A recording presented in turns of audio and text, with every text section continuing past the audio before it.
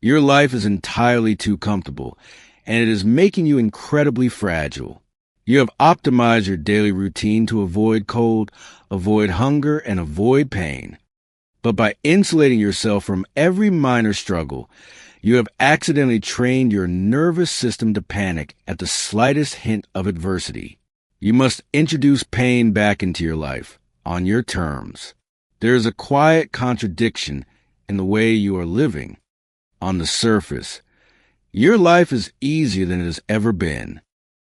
You wake up in a controlled environment. The temperature is set for comfort. Food is available without effort. You can move through your entire day without experiencing real physical strain. And yet you feel tired. Not the kind of tired that comes from effort. Not the kind that follows meaningful work. A different kind. Heavy. Unfocused. Persistent. You wake up, and even after a full night of sleep, your body feels slow. Your mind feels foggy. Simple tasks feel heavier than they should. So you reach for stimulation. Coffee. Your phone. Something to wake you up. But it doesn't really wake you up. It just pushes you forward slightly. And the rest of the day follows the same pattern. Low energy. Low urgency. Low engagement. Let me give you a simple, familiar scene. You sit down to start something important. Work. A personal goal. Something you know matters. But within minutes, you feel resistance. Not intense. Just enough to make you hesitate. So you check something quickly. A message. An email. A notification. And suddenly, you're gone. 10 minutes turns into 30. 30 turns into an hour. Not because you chose to escape, but because your brain drifted toward the easiest possible state. Comfort. And when you come back, you feel worse. Not rested. Not recharged. Just softer. Less sharp than before. This is the modern condition. You are surrounded by ease, but you feel internally unstable. Small inconveniences feel bigger than they should. A delay in traffic irritates you more than it should. A slightly difficult conversation drains you more than it should. A minor disruption throws off your entire day. Think about that. Not major crises. Minor friction. And yet, your system reacts as if something significant has gone wrong. Let me ask you something.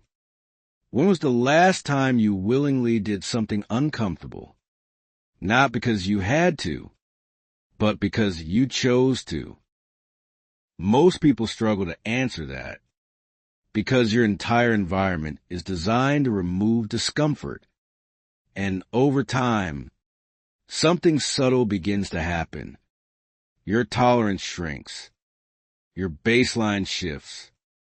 What used to feel normal now feels difficult. What used to feel easy now feels exhausting. And you don't notice it happening because it's gradual. You adapt to comfort the same way your body would adapt to training. Except this time you are training in the wrong direction. You are training your system to avoid effort, to resist friction, to seek the path of least resistance at all times. And that training has consequences. Not dramatic ones, but constant ones. You feel less capable, less resilient, less in control of your own state. Even though nothing is actually wrong, your life is stable, your environment is safe, your needs are met, and yet there is this underlying sense that something is off, that you are not as strong as you should be, not as sharp, not as durable. And this creates a strange psychological tension, because you don't have a clear reason for it. There is no obvious crisis, no external explanation. So your mind starts searching. You assume you need more rest, more balance, less stress. But the problem is not that your life is too hard. It's that it is too easy in the wrong ways. And your biology is not built for that. Let me give you another small moment. You're in a slightly uncomfortable situation. Maybe you're cold for a few minutes. Maybe you're hungry before your next meal. Maybe you're physically tired after light effort. Nothing extreme. But your immediate instinct is to fix it, to remove the discomfort as quickly as possible. You adjust the temperature. You grab a snack. You sit down. And again you return to comfort. Immediately, without question, without resistance. Now imagine repeating that pattern every day for years. What happens? Your system never gets challenged. It never adapts. It never builds tolerance. So when real difficulty appears, your reaction is disproportionate because your threshold is low. Your nervous system is untrained. And your mind interprets discomfort as danger. This is why you feel overwhelmed by things that should be manageable. This is why your energy feels unstable. This is why your focus collapses under minor pressure. Not because you are incapable, but because you have been conditioned. By comfort, conditioned to avoid, conditioned to soften, conditioned to retreat at the first sign of resistance. And here's the part most people don't want to admit. It feels good in the moment. Avoiding discomfort always feels right immediately. That's why it's so dangerous. Because there is no immediate penalty. The cost shows up later. In your energy. In your discipline. In your ability to handle life when it stops being convenient. Let me ask you something directly. If your current level of discomfort is already enough to drain you, what happens when life inevitably becomes harder? Because it will. Not as a possibility. As a guarantee. Loss. Pressure. Uncertainty. All of it is coming at some point. And if your system is trained for comfort, you won't just struggle. You will collapse. Not because life is too hard, but because you have not prepared yourself to meet it. This is the modern struggle. Not survival. Fragility. Hidden behind convenience. Reinforced by comfort. And slowly shaping the limits of what you believe you can handle. Most people believe they are trying to reduce stress. They think the goal is simple. Make life easier. Remove friction. Avoid discomfort. And if they can just create a smooth enough environment, a predictable enough routine, then they will finally feel stable. But this is where the misunderstanding begins. Because your nervous system does not become stronger by avoiding stress. It becomes weaker. Let that settle for a moment. You've been taught, explicitly or indirectly, that stress is the enemy. That discomfort is something to eliminate. That the ideal life is one where nothing feels difficult. But biologically, that is not how you are built. Your system requires stress, not chronic chaos, not overwhelming pressure, but controlled friction.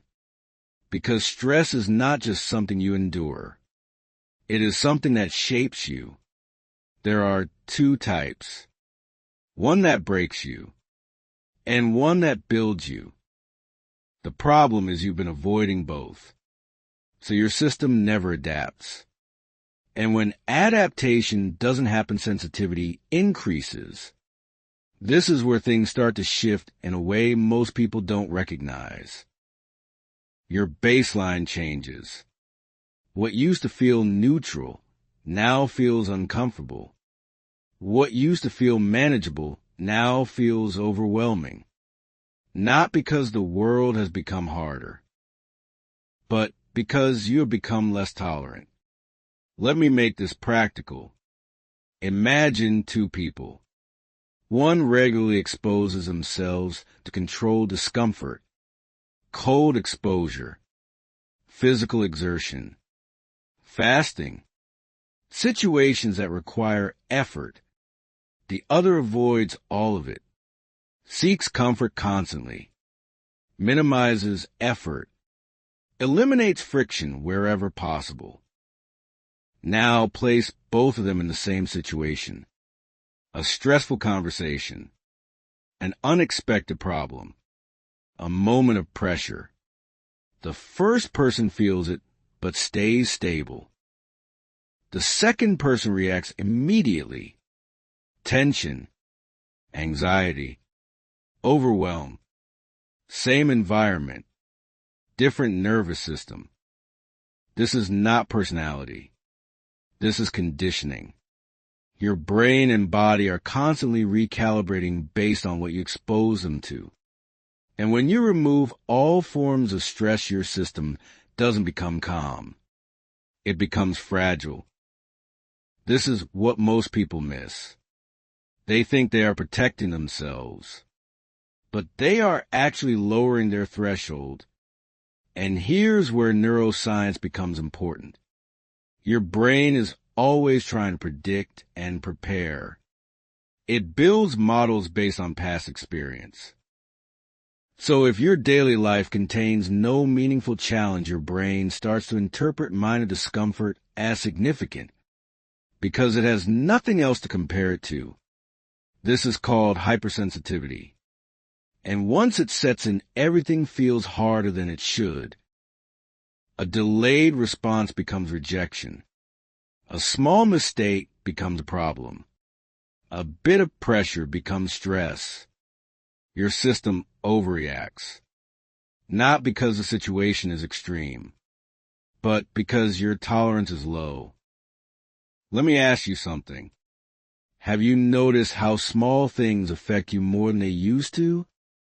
Things that shouldn't matter, but somehow shift your mood, your focus, your entire day? That's not random. That's a recalibrated nervous system. And here's the deeper issue. Avoiding discomfort doesn't just affect your body. It affects your perception. You start to see difficulty as a threat, instead of something to engage with. So you hesitate. You delay. You look for ways around instead of through. And over time, this becomes your default. You don't even question it. You just feel off. Low energy. Low resilience. Low tolerance for friction. And you assume the solution is more comfort, more rest, more ease, more relief. But that only deepens the problem, because now you are reinforcing the exact pattern that created the fragility in the first place. Avoid discomfort, feel weaker, seek more comfort, become even weaker. This is a loop, and it is just as powerful as overthinking. Only this time, it's physical and neurological. Let me make something very clear. You are not tired because life is too demanding. You are tired because your system is undertrained. You are not overwhelmed because there is too much pressure. You're overwhelmed because your threshold is too low. And raising that threshold does not come from avoiding stress. It comes from introducing it deliberately, controlled, measured, intentional. because your nervous system adapts to what you repeatedly expose it to. If you expose it to comfort, it adapts to comfort. If you expose it to difficulty, it adapts to difficulty. This is neuroplasticity at a behavioral level. And right now, whether you realize it or not, you have been training yourself to become less capable of handling life. Not in a dramatic way, but in a slow, almost invisible decline. Your reactions get stronger. Your tolerance gets lower. Your need for comfort increases.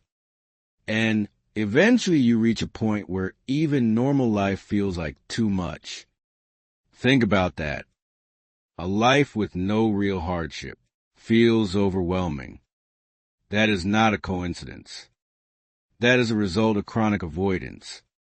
So the goal is not to eliminate stress.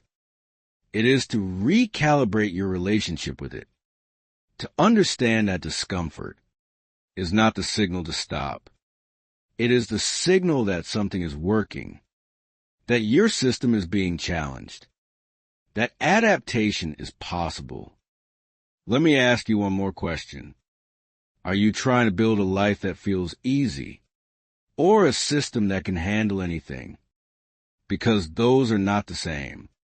And one of them will quietly make you weaker every single day. Most people misunderstand strength. They think it comes from motivation, from inspiration, from feeling ready. But if you study individuals who have pushed far beyond normal limits, you start to see a different pattern. It is not emotional. It is systematic. David Goggins is often misunderstood because people focus on the surface, the extreme workouts, the intensity, the suffering. But that's not the point. The real value is not what he does. It's how he thinks about discomfort. Goggins did not accidentally become resilient. He engineered it, deliberately, methodically, through repeated exposure to control pain. And not the kind of pain that looks impressive. Not the kind that gets attention. The kind that is quiet, repetitive, unglamorous. Running when no one is watching. Training when the body is already exhausted. Continuing when the mind is telling him to stop. Over and over again. Not because he enjoys it, but because he understands what it does. He calls it callousing the mind. And that phrase is precise. Because just like your hands develop calluses through friction, your nervous system develops resilience through discomfort. Not theory. Exposure. Let me explain what that actually means. The first time you encounter something difficult, your system reacts strongly. Your breathing changes. Your thoughts become negative.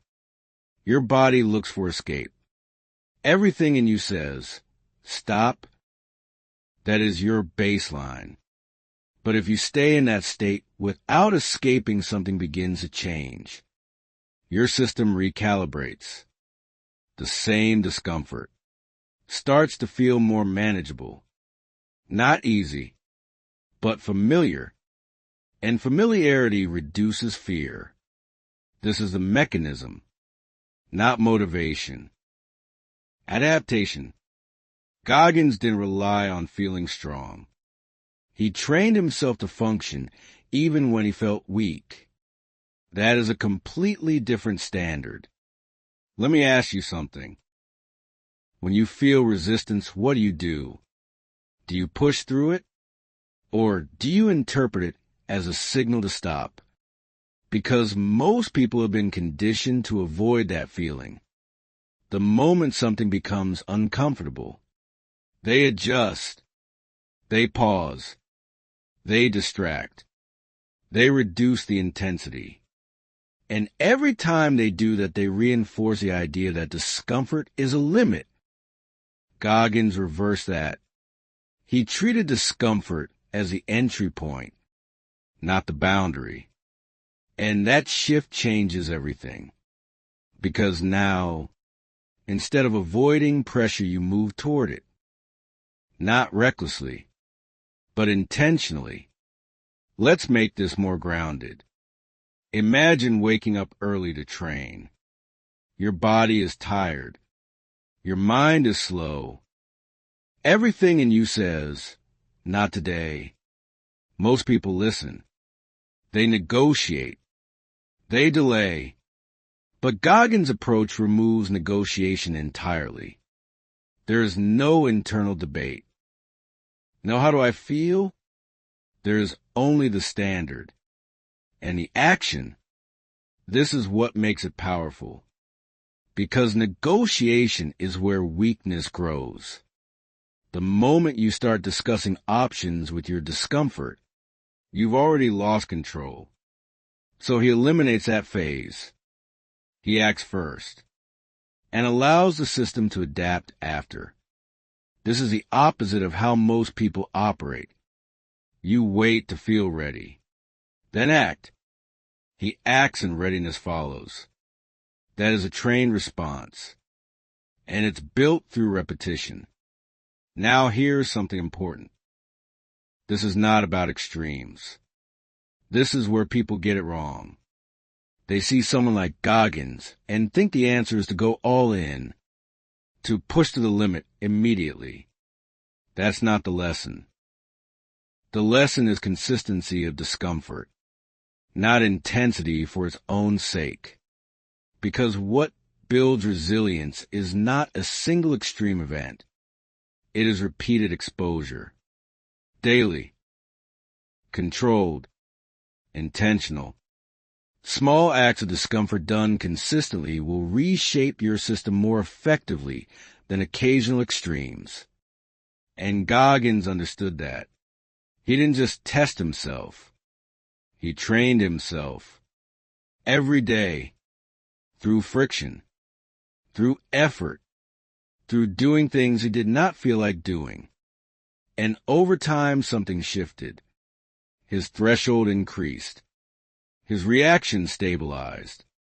His mind stopped panicking under pressure. Not because life got easier, but because he became harder. Let that land. He didn't remove difficulty from his life. He removed his sensitivity to it.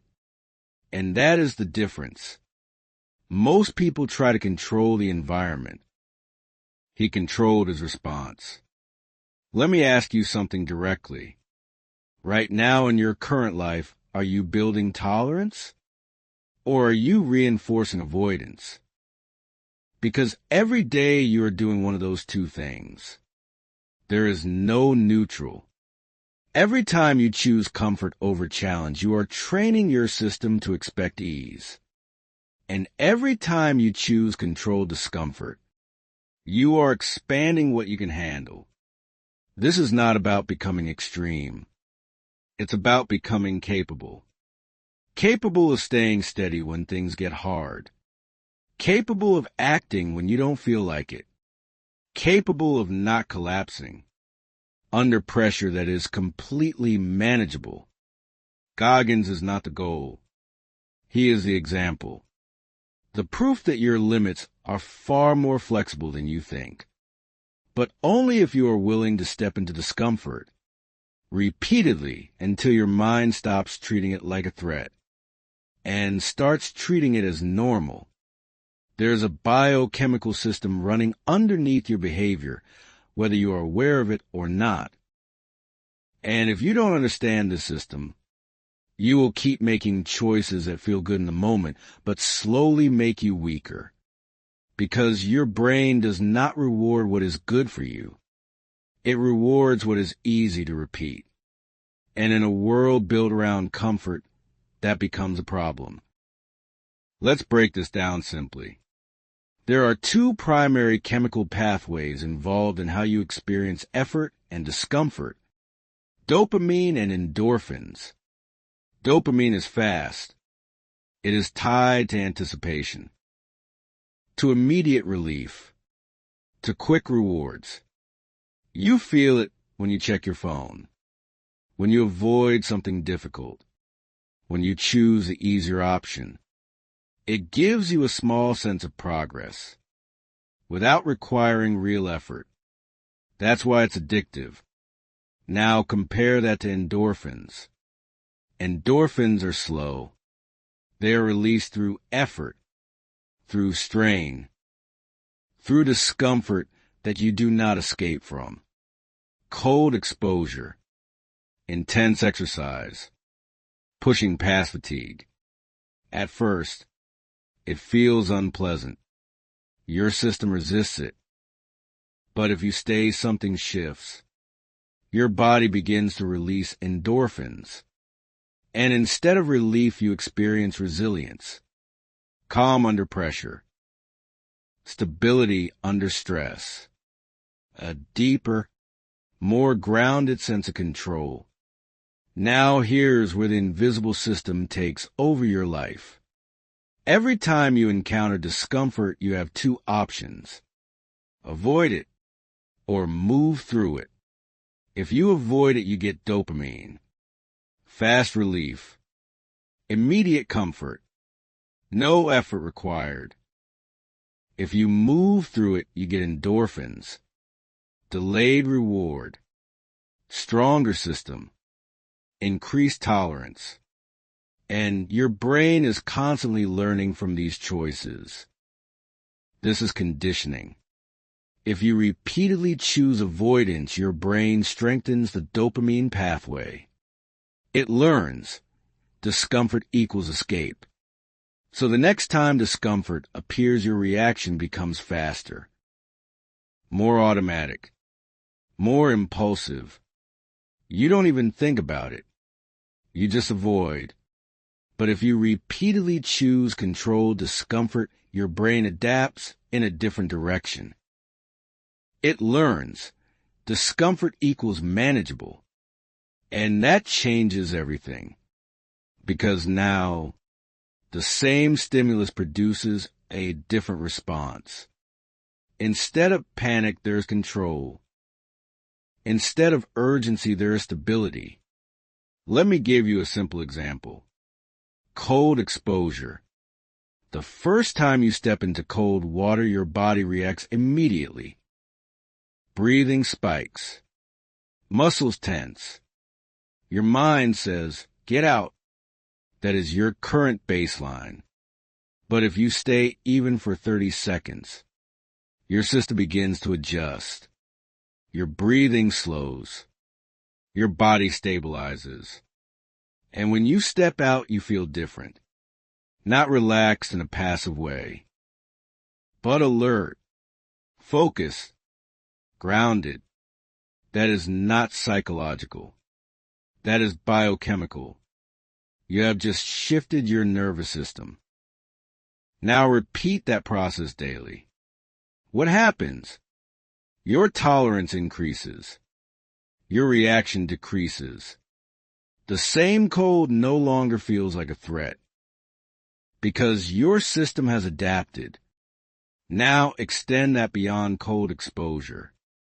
To work, to stress, to life. The mechanism is the same. The more you expose yourself to controlled discomfort, the more your system learns that pressure is not dangerous. And this is where most people get it wrong. They try to eliminate stress instead of regulating their response to it. So they build a life around comfort. And their nervous system becomes unstable, highly reactive, easily overwhelmed, dependent on ease. But someone who trains with discomfort builds a different baseline. They don't need perfect conditions. They don't need everything to feel right, because their system has already experienced difficulty and adapted to it. Let me ask you something. Right now, what are you reinforcing? Are you training your brain to escape discomfort or to endure it? Because every small decision is part of that training. Skipping effort, choosing ease, avoiding friction. It all adds up, and over time it defines your capacity. This is why comfort becomes a slow poison, not because it destroys you immediately, but because it quietly rewires your reward system. It teaches you to seek what is easy and avoid what makes you stronger.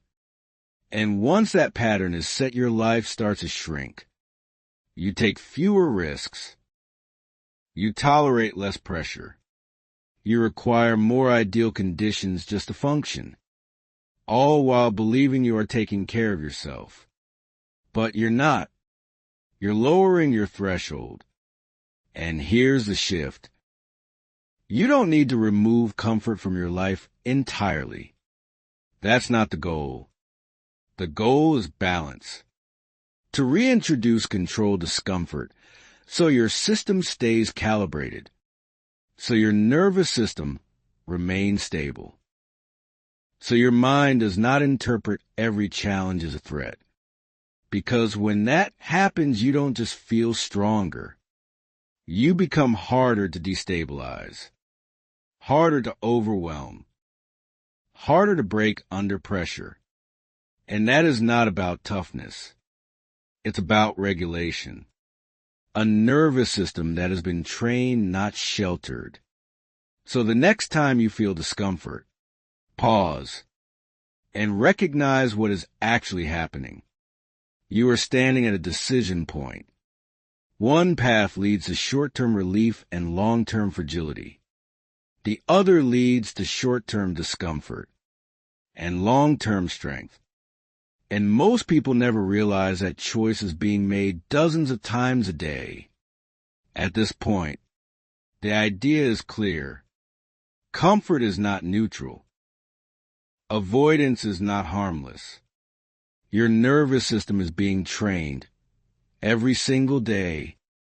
So now the question becomes, how do you reverse it without becoming extreme? Because this is where most people fail. They either stay comfortable, or they swing too far in the opposite direction. They try to overhaul their entire life overnight. Wake up at 4 a.m., train to exhaustion, cut everything out, and it collapses within days. Not because the idea is wrong, but because the system is unsustainable. So what you need is not intensity. You need precision, a controlled, repeatable method that gradually increases your tolerance. This is a controlled adversity protocol, and its purpose is simple: to reintroduce discomfort into your life in a way your system can adapt to, not overwhelm. Adapt. The first step is selection. You choose one form of controlled discomfort. Not 5, not a full routine. 1, and it has to meet a specific condition. It must be slightly uncomfortable but safe. Something that triggers resistance without causing damage. This could be ending your shower with cold water, delaying your first meal of the day, engaging in short, intense physical effort. The exact choice is less important than the principle. You are introducing friction on purpose. And the moment you choose it, you remove negotiation. This is critical, because if you allow yourself to decide based on how you feel, you'll default to comfort. So the rule is simple. It happens daily. No discussion. The second step is controlled exposure. You do the discomfort, but you keep it contained. Short, deliberate, repeatable. For example, if it's cold exposure, it might be 30 to 60 seconds at the end of your shower. Not 5 minutes. Not pushing to the limit. Just enough to activate the response. Because the goal is not to prove toughness. The goal is to train your nervous system. And your nervous system adapts best to consistent, moderate signals, not extreme spikes. Let me ask you something. How many things have you started and stopped because you went too hard too fast? This is how you avoid that. You make the discomfort small enough to sustain, but real enough to matter. The third step is non-negotiation. This is where discipline is built, because the discomfort itself is not the challenge. The negotiation is the voice that says, "Not today.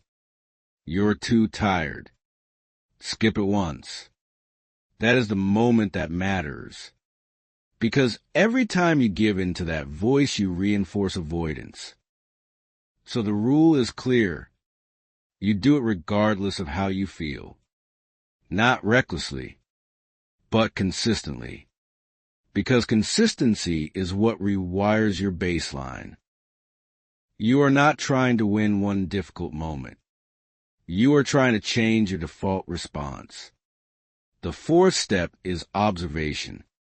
This is where awareness deepens. While you are in the discomfort, you pay attention.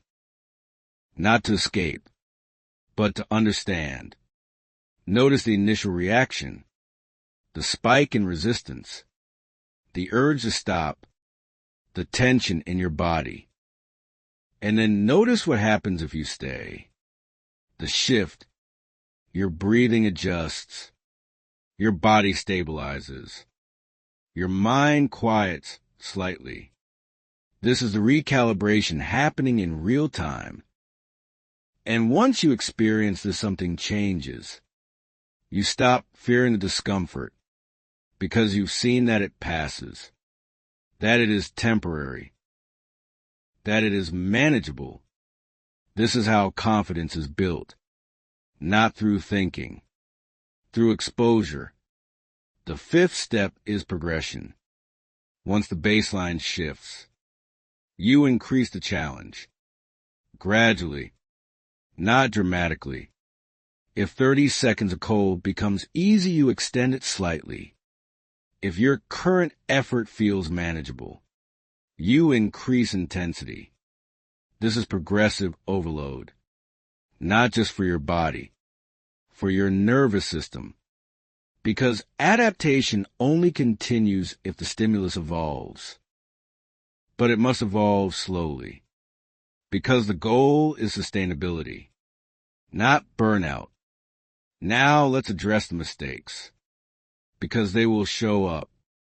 The first mistake is turning this into an ego challenge. Trying to prove something. Going too far too fast. This breaks the system, because you shift from training to testing. And testing does not build consistency. The second mistake is inconsistency. Doing it when you feel motivated. Skipping when you don't.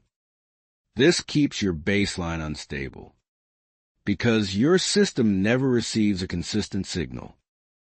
The third mistake is misunderstanding the purpose. This is not about suffering. It is about calibration. You are not trying to punish yourself. You are trying to expand what you can handle. Let me make this real. Right now, your system is calibrated for comfort. That is your baseline. So anything slightly outside of that feels like stress. But if you apply this protocol, daily that baseline begins to shift. Discomfort becomes normal. Effort becomes expected. Resistance becomes manageable. And suddenly, life feels different. Not because it got easier, but because you became more capable. Let me ask you something. What if the reason things feel hard is not because they are, but because your threshold is too low? And what if raising that threshold is entirely within your control? Because it is.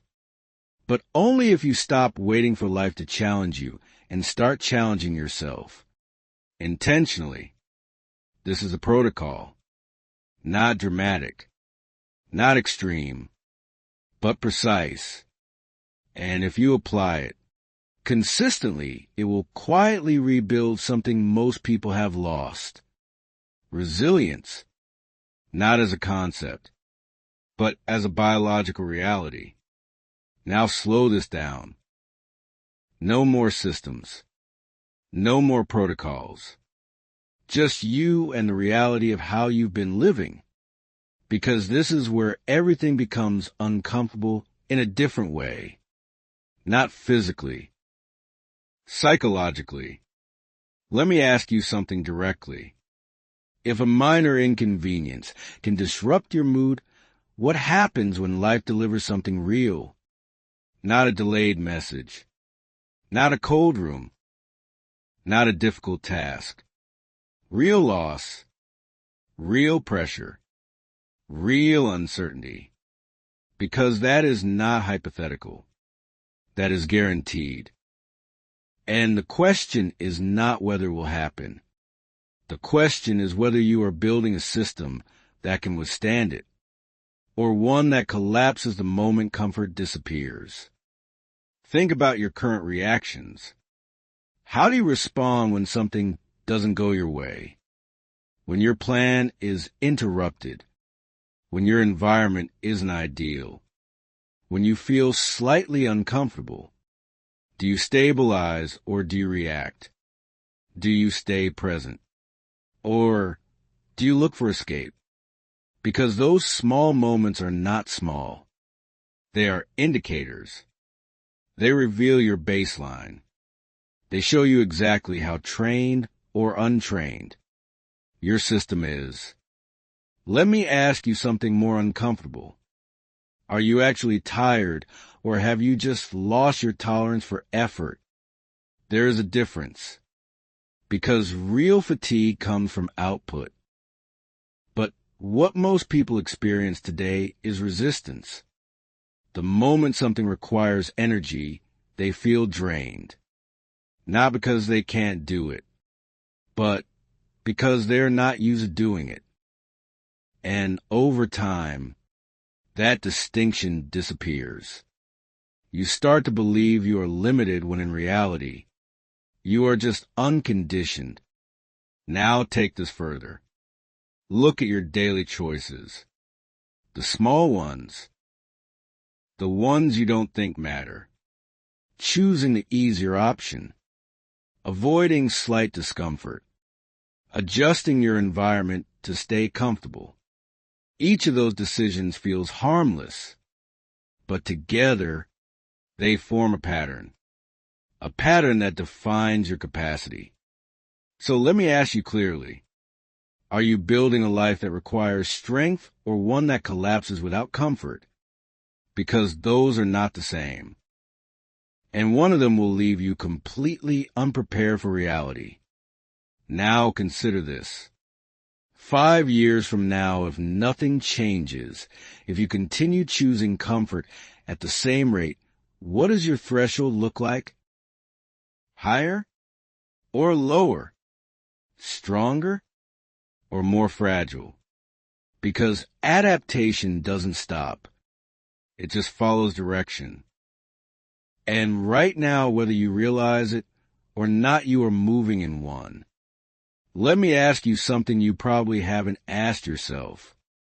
When was the last time you proved to yourself that you can handle more than you thought? Not imagined it, not planned it, proved it through action, through discomfort, through staying in something you wanted to leave. Because confidence is not built through comfort. It is built through evidence. And if you are not creating the evidence, your mind will default to doubt. Now, one final question. And don't answer this quickly. Are you protecting yourself or are you weakening yourself? Because the line between those two is thin. And most people cross it without realizing.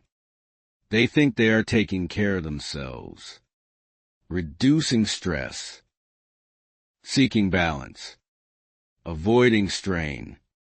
But what they are actually doing is removing every opportunity to become stronger. So when life eventually demands strength, they don't have it. Not because they couldn't build it, but because they never chose to. This is where you are, not at a starting point, at a decision point. Continue adapting to comfort, or start adapting to pressure, because one will feel better today, and the other will prepare you for everything that comes next. At this point, there is no confusion left. You understand the mechanism. You see the pattern. You know exactly what comfort has been doing to you. So now this becomes a decision, not a theory, not an idea you agree with. A decision about how you are going to live starting now. Because there are only two directions this goes. The first is the path you're already on. You continue optimizing for comfort. You adjust your environment. You remove friction. You avoid anything that feels slightly difficult. And it will feel good. Immediately, your days will feel smoother. Your effort will feel lighter. Your discomfort will stay low. But underneath that, something else is happening. Your threshold continues to drop. Your tolerance continues to shrink. Your dependence on ideal conditions increases. Until one day you need everything to be just right, just to function. No pressure, no friction, no disruption. And the moment life violates that, you don't adapt. You react. This is the quiet cost of comfort. Not collapse. Dependency. Now, the second path is different. It does not feel as good in the moment. It is not smooth. It is not easy. But it is controlled. You begin to introduce discomfort on purpose. Not randomly. Not excessively. Deliberately. You choose to be cold for a few minutes. You choose to be hungry for a period of time. You choose to exert yourself when it would be easier not to. And at first your system resists. Your mind questions it. Your body pushes back. Everything in you says, this is unnecessary. And that is exactly the point. Because you are no longer reacting to life. You are preparing for it. You are building a system that does not depend on comfort to function. You are raising your baseline. And over time, something shifts. Discomfort stops feeling like a threat. It becomes familiar, then manageable, then expected. And this is where strength is built. Not in extreme moments, but in repeated exposure. Daily. Quiet. Unnoticed by anyone else. Let me be clear about something. This is not about becoming extreme. It is not about turning your life into constant suffering. It is about removing your dependence on ease. Because right now, comfort has too much control over your behavior. It dictates when you act, when you stop, when you push, when you quit. And until that changes, your life will always be limited by how you feel. Discipline removes that limitation. It creates a new standard. You act whether it feels good or not. You continue whether it is comfortable or not. You stay when your instinct is to leave. This is not punishment. This is training. You are training your nervous system to remain stable under pressure. You are training your mind to stop interpreting discomfort as danger. And once that training takes hold, your entire experience of life changes. Challenges feel smaller. Stress feels manageable. Pressure becomes something you can carry without breaking. Let me ask you something directly. Right now, what is one form of discomfort you have been avoiding? Not something extreme. Something simple. Cold water. physical effort, delayed gratification. You already know what it is. Now remove the negotiation. Decide.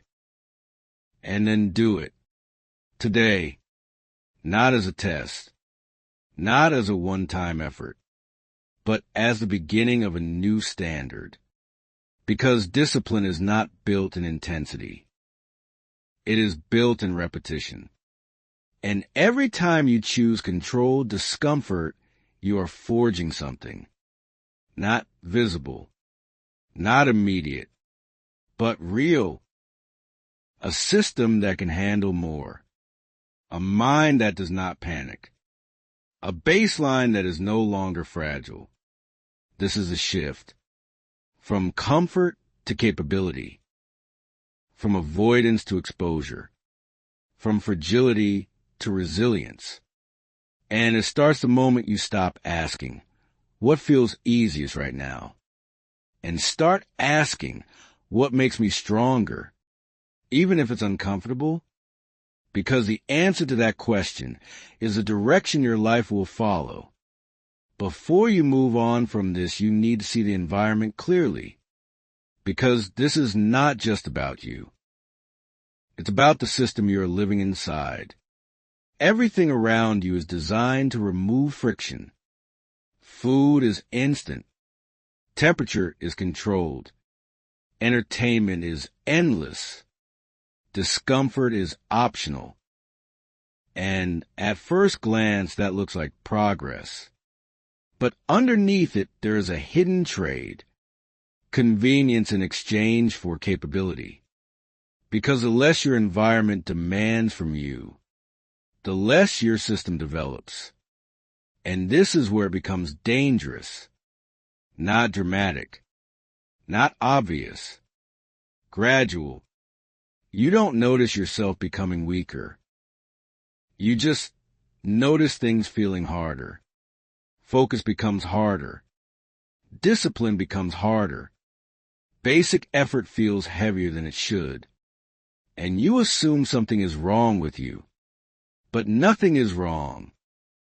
You are simply adapting to a low-friction world. Let me say that again.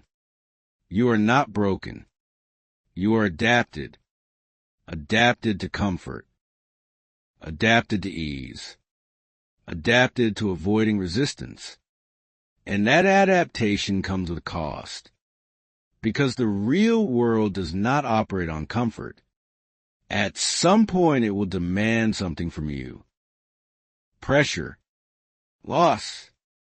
Responsibility. And when that moment arrives, your environment will not protect you. Your habits will. Your conditioning will. Your baseline will. Let me ask you something.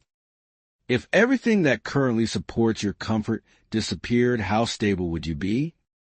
Not hypothetically. Honestly.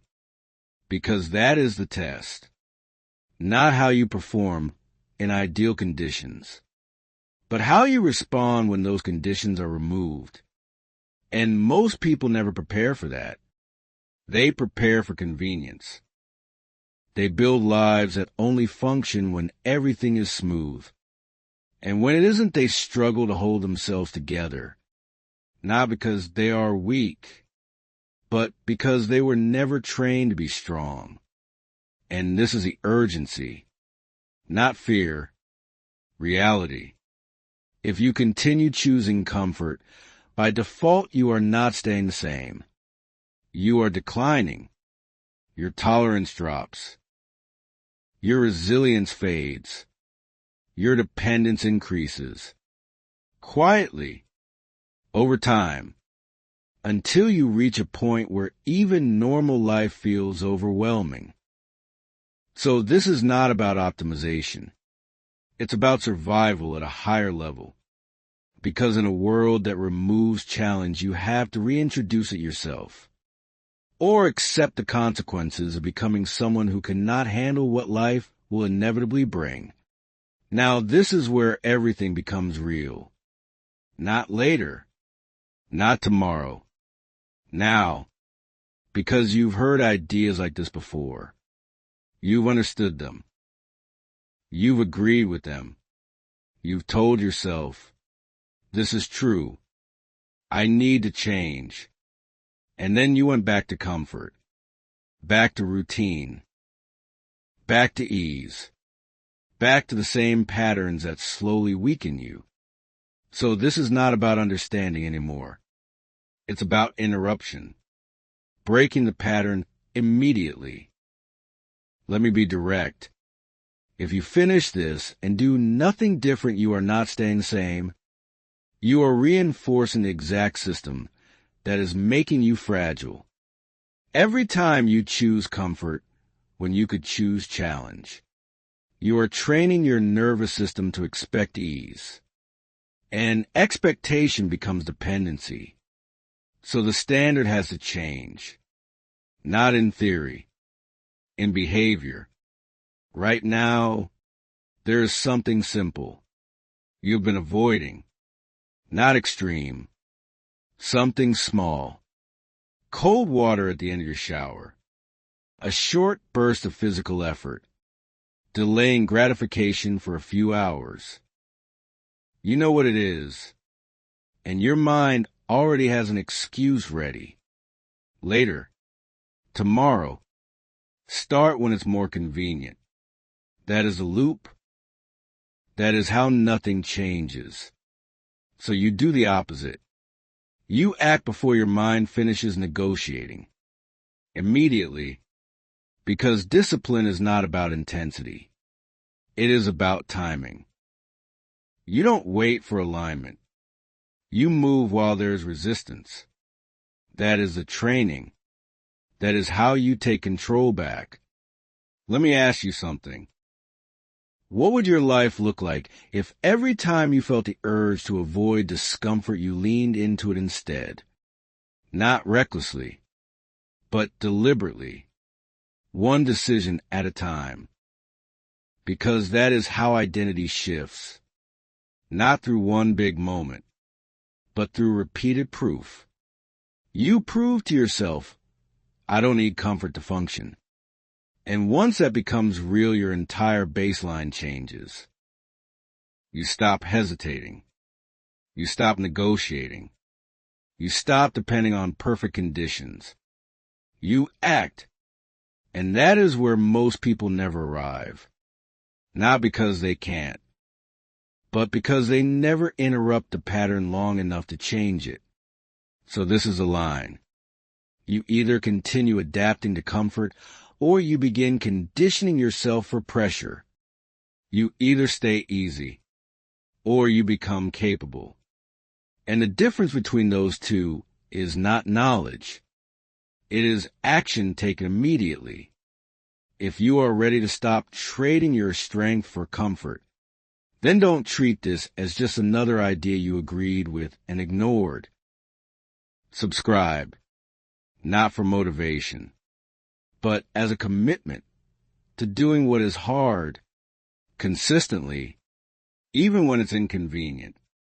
Because from this point forward, the standard is simple. You don't default to comfort. You choose strength.